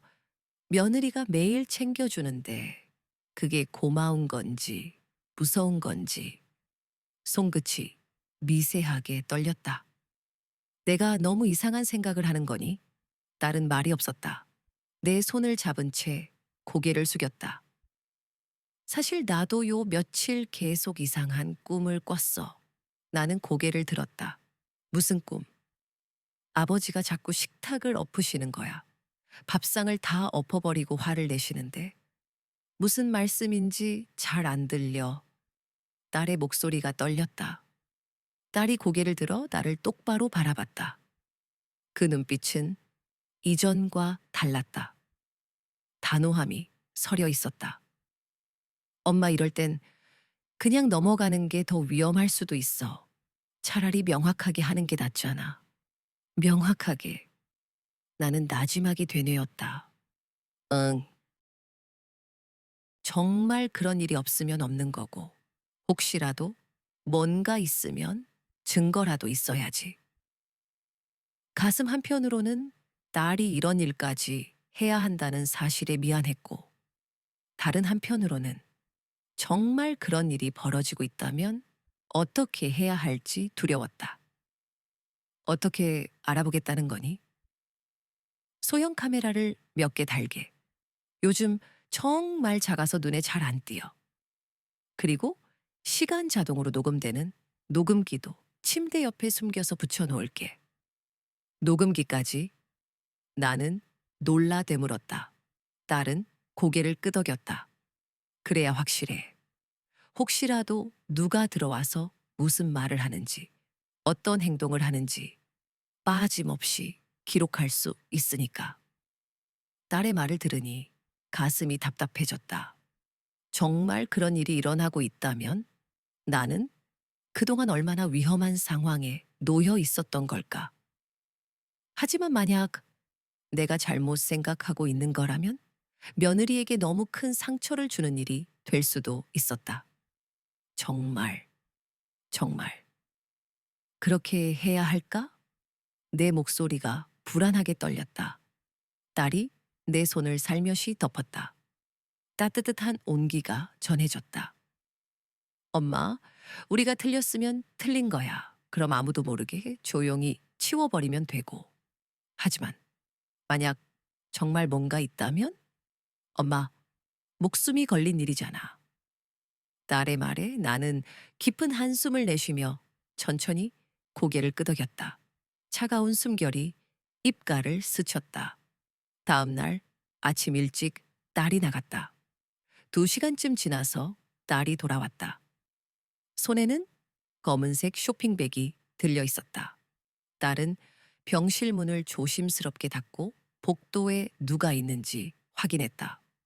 그리고 쇼핑백을 침대 옆 의자 위에 올려놓았다. 이게 뭐니? 내가 물었지만 딸은 대답 대신 가방에서 작은 상자를 꺼냈다. 하얀색 상자였다. 겉봉지도 뜯지 않은 새 것이었다. 엄마, 정말 이렇게 해도 될까? 딸의 눈빛이 흔들렸다. 이미 결정한 일 아니니? 해보자. 나는 딸을 다독였다. 상자 뚜껑이 열리자 폼으로 둘러싸인 작은 기계들이 눈에 들어왔다. 동전만한 크기의 검은색 카메라 2개와 손가락보다 얇은 녹음기가 나란히 들어 있었다. 딸은 첫 번째 카메라를 꺼냈다. 손톱만한 렌즈가 섬뜩하게 빛났다. 이걸 위쪽에 붙일 거야. 여기서 보면 침대 전체와 문 쪽까지 다 찍힐 것 같아. 딸은 위쪽을 자세히 살펴보았다.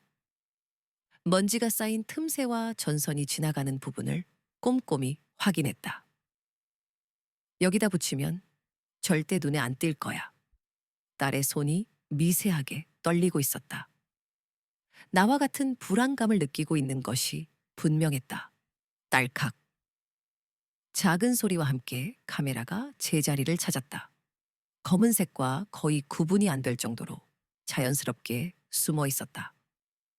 딸은 의자에서 내려와 침대 쪽에서 카메라를 올려다보았다. 정말 안 보이네. 각도도 완벽하고. 딸은 침대 옆 협탁을 자세히 살펴보았다. 딸은 그곳에 녹음기를 밀어 넣었다. 이것도 완전히 안 보이네. 이걸 켜두면 병실 안소리가 다 들릴 거야. 그리고 이건 정말 중요한 건데. 딸이 내 손을 잡으며 진지하게 말했다. 누가 들어와서 뭐라고 해도, 어떤 이상한 행동을 해도 절대 내색하면 안 돼. 그냥 평소처럼 자연스럽게 행동해. 알겠다. 나는 짧게 대답했다. 특히 카메라나 녹음기 쪽을 자꾸 쳐다보면 안 돼. 혹시라도 들킬 수 있어. 딸은 빈 상자와 포장지를 모두 쇼핑백에 넣어 정리했다. 흔적을 남기지 않으려는 듯 했다. 엄마, 무서우시죠? 조금. 나는 솔직하게 털어놓았다. 딸이 내 어깨를 가만히 안아주었다. 그 따뜻함이 불안한 마음을 조금이나마 달래주었다. 복도에서는 간호사들의 발소리가 들려왔다. 저녁 회진을 도는 소리, 약을 나눠주는 소리, 환자들을 돌보는 소리들이 희미하게 전해졌다. 딸은 한참 동안 말이 없었다. 무언가 깊은 생각에 잠겨 있는 듯 했다. 엄마, 딸이 조심스럽게 입을 열었다. 응, 혹시라도 우리가 잘못 생각하고 있는 거면 이건 그냥 우리 둘만 아는 비밀로 하고 덮어두자. 알겠지, 엄마? 그래. 나는 고개를 끄덕였다. 다음 날 아침, 딸은 세면도구와 옷가지들을 가방에 넣기 시작했다. 엄마, 나 이제 갈게. 혹시 무슨 일 있으면 바로 전화하고. 응, 조심히 들어가라. 나는 딸을 배웅했다. 하지만 딸은 곧장 집으로 돌아가지 않았다. 병원 정문을 나선 딸은 잠시 주변을 둘러보았다. 병원 맞은편에 낡은 간판에 작은 모텔이 눈에 들어왔다. 성경 모텔이라는 흰색 간판이 바렌차에 걸려 있었다. 딸은 신호등을 건너 그 모텔로 향했다. 모텔 입구는 생각보다 허름했다. 층 로비에는 중년 여성이를 보며 앉아 있었다. 어서 오세요. 이틀 묵을 건데요? 딸은 무표정하게 말했다. 방은 작았지만 깔끔했다. 창문을 열어보니 병원이 한눈에 내려다 보였다. 층, 내가 입원한 병실 창문도 뚜렷하게 보였다. 딸의 손끝이 떨렸다. 차가운 숨결이 느껴졌다. 시친 며느리가 병실 문을 열었다. 어머님, 오늘은 좀 어떠세요? 늘 똑같은 미소. 천장에 박힌 검은 점. 딸이 몰래 설치한 카메라였다. 협탁 아래 숨겨진 녹음기. 나는 자꾸만 그쪽으로 시선을 던졌다. 제대로 작동하는지, 들키지는 않을지 불안감이 엄습했다. 나도 모르게 침대 주변을 맴돌았다. 며느리가 숟가락을 내려놓으며 내 얼굴을 빤히 쳐다봤다. 어머님, 혹시 여기 뭐 두고 가셨어요? 나는 숨을 멈췄다. 온몸이 굳어버렸다. 아니, 왜 자꾸 이 근처만 서성이세요? 며느리의 눈은 웃고 있었지만 얼굴은 차갑게 굳어 있었다. 등줄기를 타고 식은땀이 흘렀다. 심장이 빠르게 뛰었다. 아무것도 그냥 말이 엉켰다. 며느리는 시선을 떼지 않고 내 얼굴을 꿰뚫어 보는 듯 했다. 그 시선이 날카로운 칼날처럼 심장을 찔렀다. 나는 애써 시선을 돌리며 손에 쥔 수건을 더욱 꽉 쥐었다. 손끝이 떨렸다. 며느리가 한 걸음 더 다가왔다. 어머님, 혹시 저한테 숨기는 거라도 있으세요? 숨기는 거면 미리 말씀하시는 게 좋을 텐데. 순간 손끝이 얼음처럼 차갑게 식어갔다. 무슨 소리니? 며느리는 허리를 숙여 내 얼굴을 바싹 들이밀었다. 계속 주변을 두리번거리시고 뭘 그렇게 찾으시는 것 같고. 숨소리가 거칠어졌다. 나는 아무 대답도 할 수 없었다.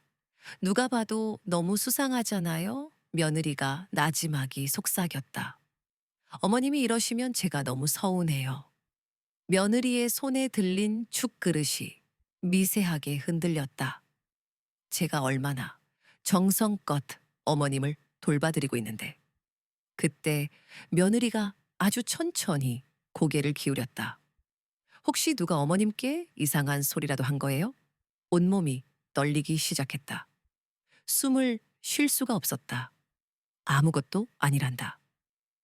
겨우 입을 열었지만 낯선 목소리였다. 며느리는 미묘한 미소를 지으며 숟가락으로 죽을 휘저었다. 숟가락이 그릇에 부딪히는 소리가 날카롭게 울렸다. 대신에 이거 전부 다 드셔야 해요. 아셨죠? 그 목소리가 너무나 부드러워서 오히려 더 섬뜩하게 느껴졌다. 나는 숨을 깊이 들이쉬고 조심스럽게 입을 벌렸다. 차가운 숟가락이 입 안으로 들어왔다. 배가 불렀지만 거부할 수 없었다. 그저 묵묵히 죽을 삼킬 수밖에 없었다. 턱이 뻣뻣하게 굳어갔다. 며느리는 늘 그랬듯이 저녁이 되자 집으로 돌아갔다. 그렇게 또 이틀이 흘러갔다. 그날 저녁, 딸이 조용히 문을 열고 병실로 들어왔다. 엄마? 딸을 보자 반가움보다 불안감이 먼저 밀려왔다. 심장이 쿵쾅거렸다. 딸은 작은 가방에서 노트북을 꺼냈다. 일단 이걸 먼저 봐요. 딸의 손에 들린 메모리 카드가 빛을 받아 차갑게 반짝였다. 그 작은 카드 안에 지난 이틀 동안 녹화된 모든 영상이 담겨 있었다. 딸이 노트북 옆에 자리를 잡았다. 나는 숨을 깊게 들이쉬려 했지만 심장이 쿵쾅거렸다. 등줄기에는 식은땀이 흘렀다. 설마 아무 일도 없겠지.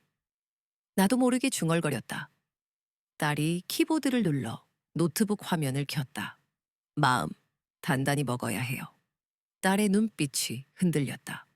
나는 두 손을 꽉 잡았다. 설마? 설마 하는 불안한 생각이 머릿속을 떠나지 않았다. 그때 병실 문이 소리 없이 열렸다. 며느리가 병실 안으로 들어왔다.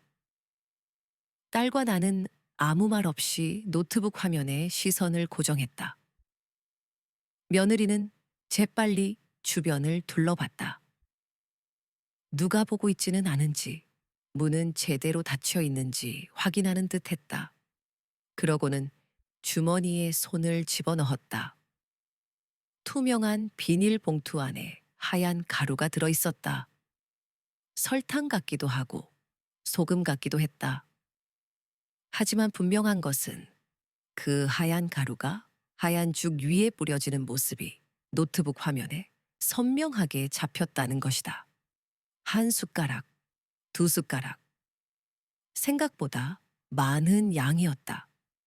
며느리는 아무 일도 없었다는 듯 숟가락으로 죽을 휘저었다. 어머님, 뜨거우니까 조심해서 드세요. 화면 속에서 며느리가 말했다. 그 미소가 소름 끼쳤다. 딸과 나는 아무 말도 할 수 없었다. 그저 충격에 휩싸여 화면을 바라볼 뿐이었다. 방금 본 장면이 현실이라는 것이 믿기지 않았다. 딸의 얼굴은 새하얗게 질려 있었다. 식은땀이 딸의 목덜미를 타고 흘러내렸다. 등이 축축하게 젖어 있었다. 이제까지 내가 먹어왔던 죽, 며칠 전부터 계속되었던 어지럼증, 속쓰림, 메스꺼움. 모든 것이 한순간에 설명되는 순간이었다. 입안이 바싹 말랐다. 엄마 봤어요. 사람이 어떻게 저럴 수가 있어. 내 목소리도 심하게 떨렸다. 평생 가족이라고 믿었던 사람이 나를 이렇게까지 잔인하게 대했다는 사실이 믿어지지 않았다. 눈물이 왈칵 쏟아졌다. 딸이 떨리는 손으로 노트북을 덮었다. 그리고는 협탁 아래 숨겨두었던 작은 녹음기를 꺼냈다. 엄마, 이것도 들어봐요. 딸의 목소리가 젖어 있었다. 나는 딸이 건네는 이어폰 한쪽을 귀에 꽂았다. 손이 너무 떨려서 제대로 꽂는 데만 몇 번이나 실패했다. 딸이 녹음기를 켜자 희미한 잡음과 함께 병실의 일상적인 소리들이 흘러나왔다. 이불을 정리하는 소리, 간호사의 발소리, 딸이 다녀간 흔적들. 그러다 갑자기 어디선가 전화벨 소리가 짧게 울렸다. 심장이 쿵 하고 내려앉았다. 숨을 쉴 수가 없었다. 여보세요. 며느리의 목소리가 들려왔다. 하지만 평소의 상냥한 목소리와는 완전히 다른 차갑고 날카로운 목소리였다. 짜증이 섞인 목소리. 이 짓을 대체 언제까지 해야 하는 거예요? 왜 이렇게 효과가 안 나타나는 거야? 이러다가는 내가 늙어 죽을 때까지 저 늙은이 병수발이나 들게 생겼어. 마치 망치로 머리를 얻어맞은 것처럼 정신이 멍해졌다. 온 세상이 하얗게 변하는 것 같았다. 알았으니까 좀 더 쓰라고요. 언제까지 내가 이걸 티 안 나게 섞어야 하는데 빨리 끝내고 싶다고요. 나도 이런 짓 하는 거 스트레스 받는다고요. 알았어요. 이번 주까지만 더 해볼게요. 그래도 아무 변화 없으면 당신도 각오해야 할 거야. 며느리의 목소리는 노골적인 협박으로 가득 차 있었다. 귓가에 맴돌았다. 뚝. 전화가 끊기고 병실 안에는 다시 정적이 찾아왔다. 나는 천천히 귀에서 이어폰을 뺐다. 그리고는 아무 말 없이 고개를 떨구었다. 평생을 함께 살아온 가족, 아들의 아내라고 믿었던 사람이 나를 죽이려고 했다는 사실이 온몸을 얼어붙게 만들었다. 그동안 며느리가 보여주었던 모든 친절과 관심이 완벽한 거짓이었다는 것을 깨달았다. 매일같이 가져다 주던 음식들, 세심한 간병, 다정한 말들. 그 모든 것이 나를 속이고 죽이기 위한 연극이었던 것이다. 넥타이 핀, 아들이 결혼할 때 선물했던 그 넥타이 핀이 떠올랐다. 엄마? 딸이 떨리는 손으로 내 어깨를 감쌌다. 이제 어쩌죠? 딸의 손가락이 신고 버튼 위에서 멈칫거렸다. 낡은 나무 긁히는 소름 끼치는 소음과 함께 병실 문이 열렸다. 며느리가 황급히 녹음기를 감추며 문턱에 섰다. 뭐 하세요? 딸의 목소리가 날카롭게 울렸다. 아, 형님. 엄마랑 이야기 좀 나눴어요. 며느리의 시선이 싸늘하게 방 안을 훑었다. 이 시간에 뭘 그렇게 조용히 밤에 하는 이야기가 제일 솔직하잖아요. 그렇죠, 엄마? 나는 굳게 입을 다물었다. 심장이 쿵쿵 울렸다. 혹시 저 몰래 무슨 이야기라도 하셨어요? 며느리의 눈빛이 날카롭게 빛났다. 무슨 이야기요? 그냥 엄마 건강 이야기 좀 했어요. 딸이 차분하게 대답했다. 그래요? 그런데 요즘 어머님이 뭔가 달라지셨던데 혹시 그게 동서 때문인가? 며느리의 목소리가 비꼬는 듯 했다. 저야 딸이니까 엄마가 더 편하신 거죠. 형님도 병수발 드시느라 너무 고생이시죠. 제가 온 김에 내일까지 더 모실게요. 딸의 손이 차갑게 느껴졌다. 나는 불안한 마음에 이불자락을 움켜쥐었다. 아, 그럴까요? 며느리는 싸늘하게 웃으며 문 옆 선반으로 걸어가 검은 가죽 지갑을 집어들었다. 제가 지갑을 두고 갔네요. 그럼 푹 쉬세요. 그녀는 싸늘한 미소를 지으며 문을 닫았다. 깊고 무거운 한숨이 터져 나왔다. 딸도 침묵 속에 굳어 있었다. 다음 날 아침, 딸이 떨리는 내 손을 잡았다. 엄마 이제 끝내요. 우리는 택시를 잡아탔다. 경찰서로 향하는 동안 심장이 쉴 새 없이 두드렸다. 신고서를 작성할 때 손끝이 얼음처럼 차가워졌다. 형사는 내 진술을 귀에 깊게 듣고 수첩을 덮었다. 말씀 감사합니다. 지금 하신 내용은 매우 중요합니다. 혹시 휴대폰이나 다른 기록물에 관련된 내용이 남아있는 게 있으십니까? 딸이 주머니에서 작은 메모리 카드를 꺼내 보였다. 여기에 영상과 녹음 파일이 들어 있습니다. 이건 굉장히 중요한 증거입니다. 즉시 디지털 분석팀에 넘겨 검증을 진행하겠습니다. 형사가 내 얼굴을 똑바로 바라봤다. 어르신, 지금 바로 현행범 체포를 진행하기에는 수사 절차상 시간이 조금 필요합니다. 나는 힘없이 고개를 끄덕였다. 그럼 며느리가 내일이면 병실에 올 텐데. 불안감이 엄습했다. 걱정하지 않으셔도 됩니다. 병원 측에 비밀리에 협조 요청을 해 두겠습니다. 형사의 목소리가 굳건했다. 영장은 언제쯤 발부될까요? 딸이 초조하게 물었다. 오늘 모든 증거를 취합해서 관할 지방법원에 신청할 예정입니다.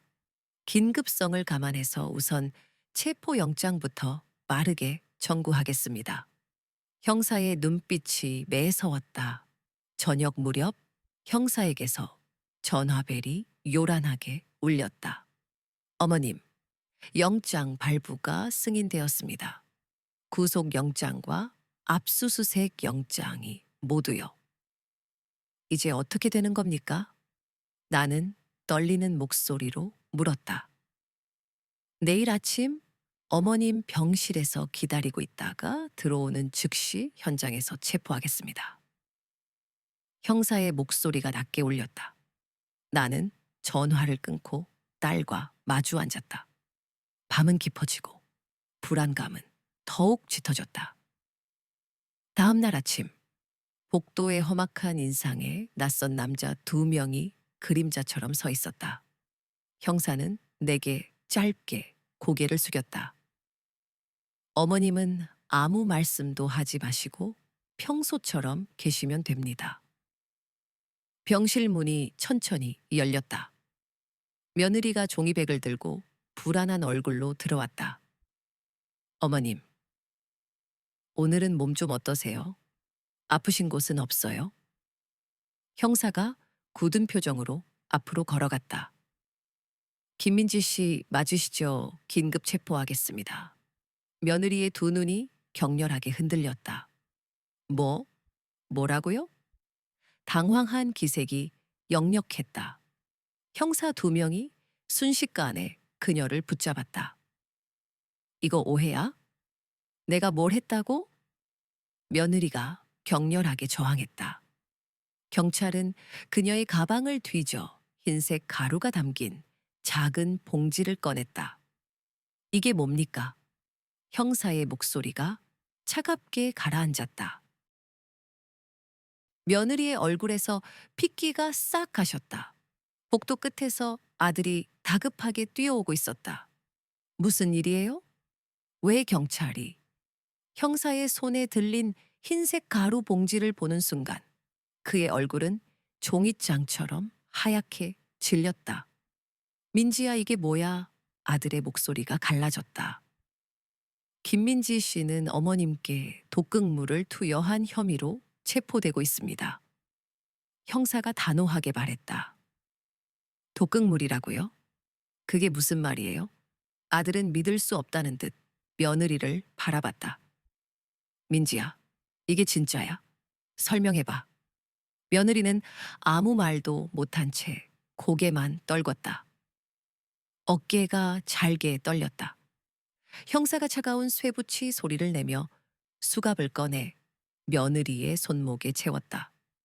김민지 씨, 묵비권을 행사할 권리가 있습니다. 아들은 만견자실한 표정으로 벽에 기대 주저앉았다. 이럴 리 없어. 절망적인 신음이 새어나왔다. 나는 딸의 차가운 손을 잡았다. 며느리의 검은 가죽 지갑이 빈 선반 위에 덩그러니 놓여 있었다. 며칠 후 나는 휠체어를 타고 무거운 마음으로 법원에 도착했다. 아들의 얼굴은 핏기 없이 창백했다. 며느리는 죄수복을 입고 수갑을 찬 채 피고인석에 앉아 있었다. 재판이 시작되고 검사는 며느리의 소름 끼치는 범행 동기와 잔혹한 수법을 상세하게 설명했다. 며느리는 거액의 보험금을 노리고 오랜 기간 동안 지속적으로 나에게 치명적인 독극물을 몰래 투여해 왔다는 것이다. 아들은 고개를 들지 못했다. 어깨가 잘게 떨렸다. 변호인은 뻔뻔스럽게도 며느리의 심신미약을 주장했다. 하지만 검사는 며느리가 범행을 사전에 치밀하게 계획하고 실행했으며 범행 후 증거를 인멸하려 악랄하게 시도한 점 등을 조목조목 지적했다. 나는 떨리는 다리로 증인석에 앉아 며느리가 나를 어떻게 잔인하게 대했는지, 그리고 그동안 내가 얼마나 극심한 두려움에 떨며 고통스러워했는지 떨리는 목소리로 진술했다. 재판이 끝난 후 배심원들은 만장일치로 며느리에게 냉혹한 유죄 판결을 내렸다. 판사는 며느리의 끔찍한 범죄에 대해 징역년을 선고했다. 아들은 절규하며 법정을 뛰쳐나갔다. 집으로 돌아오는 길, 나는 무거운 침묵 속에서 창밖을 멍하니 바라보았다. 넥타이를 꽉 조여 맨 회사원들이 바쁘게 걸어가고 있었다. 몇 달 후 아들은 초췌한 모습으로 나를 찾아와 무릎을 꿇고 흐느끼며 용서를 빌었다. 나는 그의 앙상한 손을 잡고 아무 말도 하지 않았다. 시간이 쏜살같이 흘렀다. 나는 힘겹게 다시 평범한 일상으로 돌아왔다. 하지만 가끔씩 섬뜩한 며느리의 차가운 얼굴이 악몽처럼 떠오르곤 했다. 어느 날 나는 딸과 함께 오래된 낡은 앨범을 꺼내보았다. 젊은 시절 나는 환하게 웃고 있었다. 그 행복한 사진을 멍하니 바라보며 나는 간신히 생각했다. 과거는 과거일 뿐이다. 딸이 따뜻한 미소를 지으며 내 손을 잡았다. 엄마, 이제 행복하게 살아요. 나는 딸의 손을 굳게 잡고 희미하게 미소 지었다. 그날 밤 나는 오랜만에 편안하게 잠들었다. 꿈속에서 나는 푸른 초원을 자유롭게 걷고 있었다. 나는 마침내 자유로워졌다. 이런 식으로 끝날 줄 알았으면 진작에. 며느리의 읊조림에 형사가 팔을 잡아 끌었다. 복도 끝으로 사라지는 뒷모습. 병실은 정적에 잠겼다. 아들은 어깨를 떨며 주저앉았다. 손끝이 바르르 떨렸다. 오빠, 딸의 낮은 부름이 침묵을 깼다. 엄마는 알고 있었어? 딸은 고개를 끄덕였다. 며칠 전부터 눈치채고 증거를 모았대. 나만, 나만 몰랐던 거네. 아들의 입가에 쓴웃음이 걸렸다. 민지가 엄마 간병하는 줄 알고 고마워했는데 실제로는 그는 말을 잇지 못했다. 아내를 철석같이 믿었던 아들의 순진함이 가슴을 찔렀다. 형사가 돌아왔다. 피해자분과 신고자분은 내일 오전 경찰서로 출석해 주십시오. 용의자는 구속영장 신청 후 구치소로 이송됩니다. 아들은 여전히 넋이 나간 표정이었다. 며느리는 이혼과 함께 모든 것을 잃었다. 살인미수 혐의는 그녀에게 그 어떤 동정도 허락하지 않았다. 법원은 그녀의 죄질을 악랄하다고 판단, 모든 책임을 물었다. 꾸준한 치료 덕에 몸은 회복세를 보였다. 독 성분이 빠져나가자 어지럼증과 메스꺼움이 사라지고 식욕이 돌아왔다. 의사는 조기 발견 덕분이라고 했다. 아들은 병원을 떠나야 했다. 응급의학과 과장의 아내가 시어머니를 독살하려 했다는 소문은 삽시간에 퍼져나갔다. 저 사람 아내가 시어머니한테 독을 탔대. 꼬리표처럼 따라붙는 수군거림. 아들은 결국 사직서를 냈다. 그날 저녁 아들이 풀이 죽어 돌아왔다. 엄마, 저 병원 그만뒀어요. 더 이상 버틸 수가 없었어요. 사람들 시선이, 그의 목소리는 무겁게 가라앉았다. 죄 없는 아들이 아내 때문에 겪는 고통에 가슴이 미어졌다. 엄마가 도와줄게. 나는 아들의 떨리는 손을 잡았다. 새로운 시작을 할 수 있도록 엄마 재산 있잖니. 아들은 즐겁하며 고개를 저었다. 아니에요, 분미 엄마. 이건 제가 알아서 해야 할 일이에요. 무슨 소리니? 가족끼리 어려울 때 돕는 건 당연한 거야. 나는 아들의 손을 더욱 꽉 잡았다. 다른 지역에 병원 개원하는데 필요한 돈 엄마가 대줄게. 이번엔 정말 네가 꿈꿔왔던 병원을 만들어봐. 엄마가 그동안 너무 모질았나 보다. 개원하고 싶다라고 했을 때 도와줬어야 했는데. 아들의 눈가가 붉게 물들었다. 감사합니다, 엄마. 정말 감사해요. 고마워할 것 없어. 다만 앞으로는 엄마를 더 자주 찾아와. 알겠지? 네, 꼭 그럴게요. 그 후 아들은 지방 소도시로 내려가 작지만 깔끔한 병원을 개원했다. 개원식 날, 나는 딸과 함께 병원을 찾았다. 오시느라 고생하셨어요. 아들이 우리를 반갑게 맞이했다. 오빠 개원 축하해. 이거 진짜 예쁜 거 찾느라 며칠이나 돌아다녔어. 딸은 하얀 화분에 담긴 연한 초록색 행운목을 건넸다. 고마워. 진짜 예쁘다. 이제 여기가 내 새로운 시작이구나. 아들은 잠시 고개를 숙였다가 내 손을 꽉 잡았다. 엄마 여기서 정말 열심히게 해볼게요. 따뜻한 온기가 가슴을 채웠다. 딸이 옆에서 조용히 속삭였다. 이제 다 잘 될 거야. 다 지난 일이니까. 아들은 고개를 끄덕이며 행운목 화분을 진료실 책상 위에 올려놓았다. 처음에는 환자가 많지 않았지만 아들의 성실함과 따뜻한 마음씨는 곧 입소문을 탔다. 몇 달 후 아들에게서 전화가 왔다. 엄마 병원이 이제 좀 안정되기 시작했어요. 환자분들도 많이 늘었고요. 그래, 다행이다. 정말 엄마 덕분이에요. 엄마가 도와주지 않으셨다면 새 시작은 꿈도 못 꿨을 거예요. 나는 웃으며 말했다. 엄마가 뭘 그리 대단한 걸 해줬다고. 다 네 실력이지. 며칠 뒤 아들이 병원으로 찾아왔다. 그는 잠시 내 얼굴을 바라보더니 주머니에서 하늘색 봉투를 꺼냈다. 근데 이것도 드려야 해서요. 이게 뭔데? 아들은 살짝 긴장한 얼굴로 말했다. 엄마 친구분들이랑 다녀오시라고. 봉투 안에는 두툼한 종이 뭉치가 들어 있었다. 크루즈 여행 티켓이에요.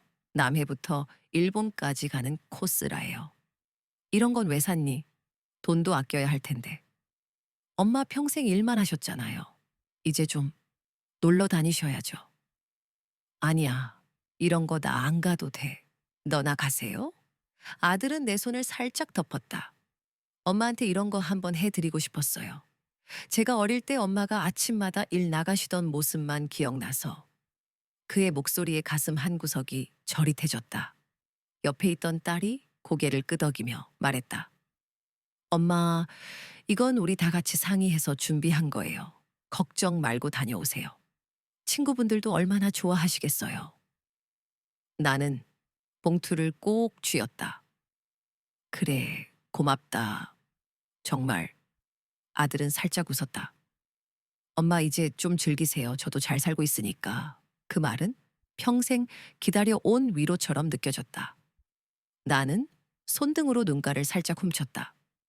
며칠 뒤 나는 친구들과 함께 크루즈 여행을 떠났다. 부산항에서 배에 오르는 순간부터 친구들의 얼굴은 상기되어 있었다. 눈앞에는 푸른 바다가 펼쳐져 있었다. 갑판 위로 쏟아지는 햇살이 따스하게 느껴졌다. 백고동 소리가 울려 퍼졌다. 이야, 정말 좋다. 이런 호사를 누려도 되는 건지 모르겠네.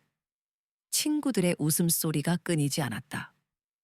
나 역시 설레는 마음을 감출 수 없었다. 평생 가족을 위해 헌신하며 살아온 나에게 이런 휴식은 처음이었다. 저녁에는 선상 레스토랑에서 근사한 식사가 준비되었다. 붉은 와인잔이 부딪히는 소리가 낭만적인 분위기를 더했다. 친구들은 연신 사진을 찍으며 즐거워했다. 나는 창밖으로 펼쳐진 밤바다를 바라보았다. 검푸른 바다 위로 달빛이 부서져 내렸다. 다음 날, 우리는 일본의 한 항구에 도착했다. 아기자기한 골목길을 걸으며 기념품을 구경하고 맛있는 음식을 맛보았다. 친구들은 마치 소녀처럼 들떠 있었다. 여행은 순식간에 지나갔다. 남해의 아름다운 풍경, 일본의 정갈한 거리, 그리고 크루즈에서의 잊지 못할 밤들은 내 마음속에 깊이 새겨졌다. 여행에서 돌아온 후 나는 완전히 달라진 사람이 되었다. 이전에는 느껴보지 못했던 여유와 행복을 만끽하며 살았다. 아들은 더욱 든든한 버팀목이 되어주었고 딸 역시 자주 연락하며 안부를 물었다. 어느 날 아들이 병원으로 찾아왔다.